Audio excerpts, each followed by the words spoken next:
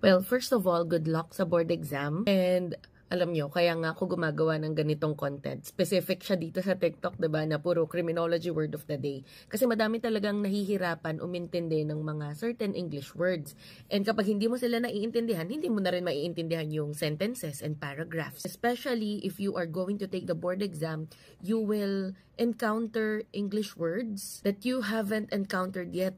Kaya I really try hard to put out content like this. Kasi I believe na the key to understanding the question in board exam is really understanding yung words na nandoon sa sentences niya. So, ang isang tip na binibigay ko sa mga pinagle-lecturean ko kapag board exam ay i-review nila ang mga prefixes, suffixes. Kasi may mga meanings yan, di ba? Tapos kapag may mga words ka na hindi maintindihan, hanapin mo muna or alamin mo muna kung ano yung kanilang root word.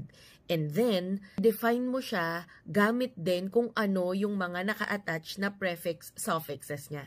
Katulad nung kung paano ko siya dinidiscuss sa mga criminology word of the day ko. So, ayun, try mo yung tip ko na yun and basa lang ng basa. Tuloy-tuloy ka lang sa pagbasa. And again, good luck!